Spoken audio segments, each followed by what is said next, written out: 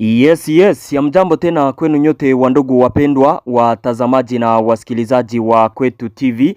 Nyote kwa ujumla mnaoendelea kuwa nasi ndani ya taarifa zetu mbichi za kila siku na kila wakati. Tunawasalimia wale ambao wako Marekani, Ulaya na Afrika. Salamu zetu ziwafikie kabisa. Na tunawatakia tena siku njema ya leo vendredi le 12 Desembre 2025 na tunawakaribisha kwa mara nyingine ndani ya habari zetu za siku ya leo. Kama kawaida tumewaletea habari kuhusu hali ya usalama mashariki mwa nchi ya Kongo na taarifa mbalimbali tena tofauti zinazosemekana kwa sasa ndani ya nchi ya Kongo. Siku ya leo tumewaletea habari mingi. Asubuhi ya leo hamukupata habari mbichi na kwa sasa tumewaletea habari zote za asubuhi kabisa na za mchana wa leo kutoka mashariki mwa nchi ya Kongo. Kama kawaida unayoifuata ni Kwetu TV, ni channel inayokuletea taarifa za kweli tena zenye uhakika na za kuaminika kutoka mashariki mwa nchi ya Kongo. Tunawasihi kuendelea kusubscribe, yani kujiabone, kuendelea kucomment na kulike na kuzisambaza habari hizi kwa walio wengi ziwafikie. Muendelee kujiunga nasi na shene yetu ya WhatsApp ambapo mtakuwa napata habari zetu zote kwa wakati. Mjiunge nasi kupitia link ambayo iko hapo chini ya titre au mtuandikie kwenye namba hiyo. Bila shaka kabisa mtakuwa napata habari zetu zote kwa wakati. Kama unataka kuelewa vizuri kabisa hali halisi mashariki mwa nchi ya Kongo, kuwe nami mwanzo hadi mwisho utafahamu kinachoendelea. Na bila kukawia tufungue ukurasa wetu wa habari ambapo tutawapeleka moja kwa moja ndani ya mji wa Uvira. Kinachoacha nina wapeleka ndani ya mji wa Uvira kwa sasa ni kutokana na watu wengi ambao wanaendelea kutuandikia kupitia namba yetu ya WhatsApp, hata mkomentere wakisema kwamba mji wa Uvira au kuanguka mikono ya wasi wa AFC M23. Muangalie hii video hapa chini, ni video yake Colonel Willy Ngoma, porte parole wa AFC M23 mambo ya kijeshi. Hapo iko kuporo ya Kalundu ndani ya mji wa Uvira. Alipafika siku ya jana akiendelea kudhibitisha kwamba mji wa Uvira uko mikono yao na jeshi la FARDC na wazalendo wako hapo. Nadhani ya kwamba hapa kabisa mtaelewa kile ambacho tuko na waambia. Mji wa Uvira uko mikono ya wasi wa AFC M23 depuis juzi le 10 ndipo walikamataka mji wa Uvira.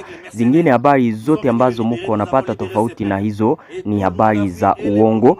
Na tukiwa ndani ya mji wa Uvira, baada ya wasi wa AFC M23 kukamata mji wa Uvira, Corneille Nangaa alitangaza ya kwamba wanajeshi wao wa AFC M23 wataheshimu kabisa uadilifu wa nchi ya Burundi, hawana haja ya kuvuka waelekee ndani ya nchi ya Burundi. Aliendelea akasema kwamba vita ambayo wanaipigana ni vita ambayo iko na ambisio ya kuleta amani na kuproteger population. Akasema ya kwamba ni vita ambayo ni ya wakongomani, haiko vita ya wa etranger.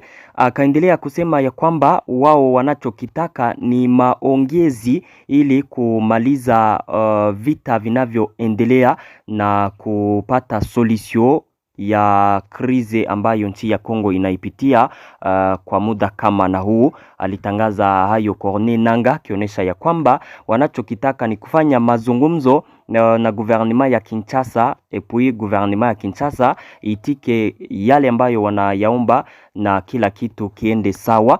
Mjini Uvira siku ya jana habari zilitangazwa na Radio Okapi kwamba kuna wanajeshi wa Burundi ambao waliachiliwa hapo wakiongozwa na wanajeshi wa AFC M23 wakavukishwa ndani ya nchi ya Burundi. Ambasade ya Burundi ndani ya nchi ya Kongo ilikanusha hayo, ikasema ya kwamba hakuna wanajeshi wa Burundi ambao walikuwa ndani ya mji wa Uvira wakati waasi wa AFC M23 waliukamata mji wa Uvira.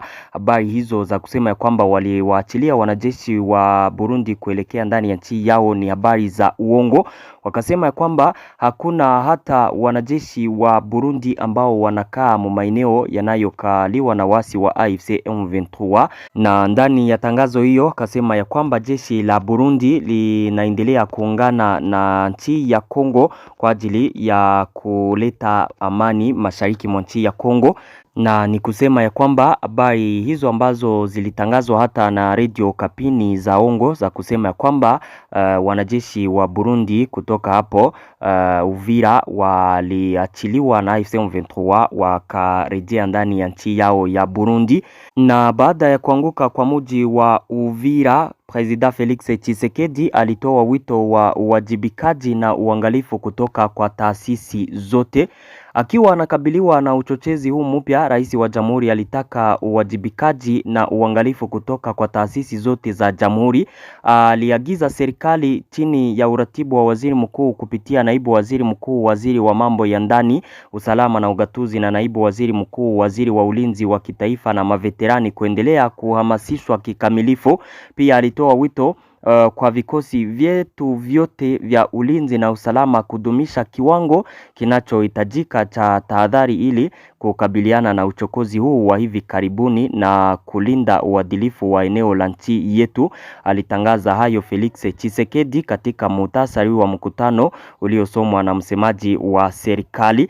Katika taarifa yake, msemaji wa serikali aliendelea kusema ya kwamba Rais Felix Tshisekedi alilalamika kwa uthabiti mkubwa kwamba siku chache tu baada ya kusainiwa kwa makubaliano ya Washington, Jamhuri ya Rwanda ilichagua kukiuka ahadi zake. Alisema kwamba Jamhuri ya Rwanda imeongeza shughuli za mashambulizi katika majimbo ya Kivu Kaskazini na Kivu Kusini kwa lengo la wazi la kuteka miji na vijiji vipya. Kuongezeka huku kwa jeshi kinyume na roho na barua ya mkataba wa Washington kunazidisha kwa kiasi kikubwa hali mbaya ya kibinadamu ambayo tayari ni muhimu: kupoteza maisha, kuhama kwa watu wengi, uharibifu wa miundombinu, kiwewe cha pamoja na kuongezeka kwa udhaifu wa idadi ya watu ambao tayari ni dhaifu. Felix Tshisekedi alilaani hayo katika ripoti ya mkutano iliyosomwa na Patrick Muyaya. Hayo yalitangazwa na Patrick Muyaya akiwa ametumwa na Felix Tshisekedi. Baada ya kuyatangaza hayo, President wa Rwanda Paul Kagame naye alikuja kuwajibu kuhusu shutuma hizo. Siku ya jana huko Rwanda, Paul Kagame mbele ya wanahabari alitangaza ya kwamba kabla ya kwenda kuyasaini makubaliano hayo mapya ya amani huko Washington, kulikuwa vita na mashambulizi kwenye uwanja wa vita, na wakati walitoka ndani ya nchi mbili, wakati President Felix Tshisekedi alitoka ndani ya nchi ya Kongo na President wa Rwanda katoka ndani ya nchi ya Rwanda kwenda kuyasaini makubaliano hayo, vita vilikuwa vikiendelea kwenye uwanja wa vita, na hayo yalikuwa yakikiuka makubaliano ya usitishaji vita tayari. Na akasema ya kwamba iko naona shutuma za watu wakisema kwamba kuna ukiukaji wa makubaliano, akionyesha ya kwamba ukiukaji huo ulianza kabla ya kusainiwa kwa makubaliano. Alikana hayo, akasema kwamba hizo shutuma ni za bongo paske kwenye uwanja wa vita vilikuwa vikiendelea kabla ya kusainiwa hata kwa makubaliano hayo mapya ya amani. Alisema ya kwamba nchi ya Rwanda inataka kukuwe amani. Alithibitisha ya kwamba hakuna nchi ambayo inahitaji kupatikane amani kama nchi yao.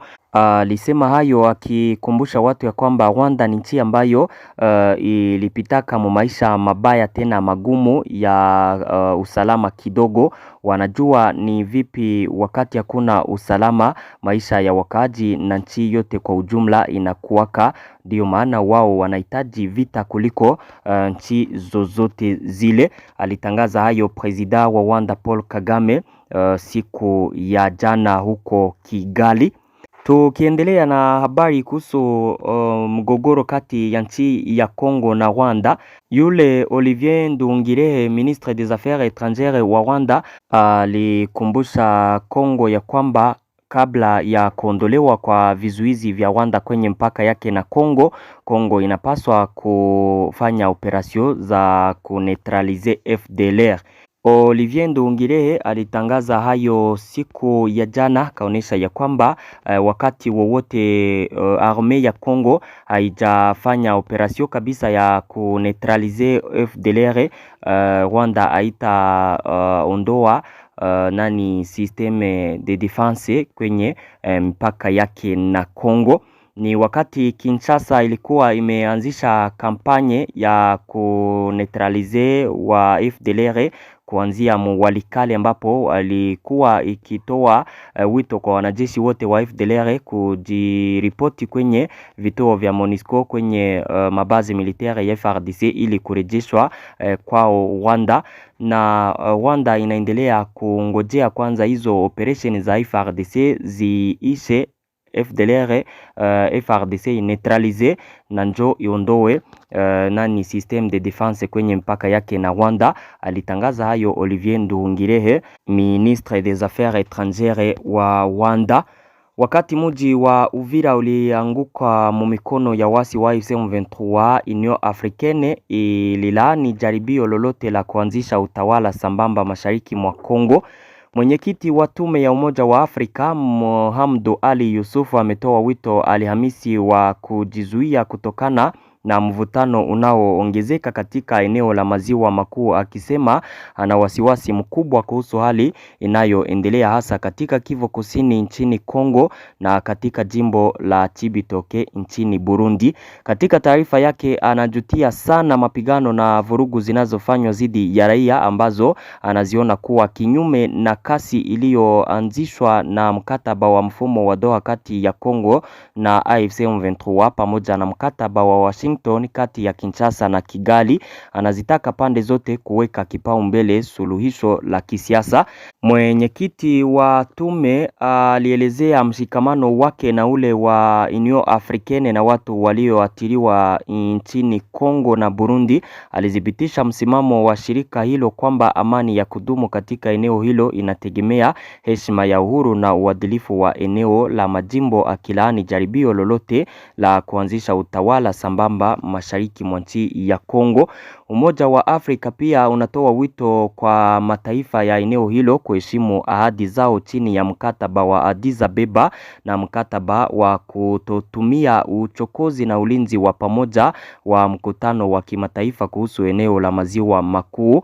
Hatimaye Union Africaine inasema iko tayari kufanya kazi kwa ushirikiano wa karibu na watendaji wa kikanda na kimataifa ili kufufua mazungumzo ya usalama yanayolenga kukomesha ukosefu wa utulivu unaoendelea katika maziwa makuu.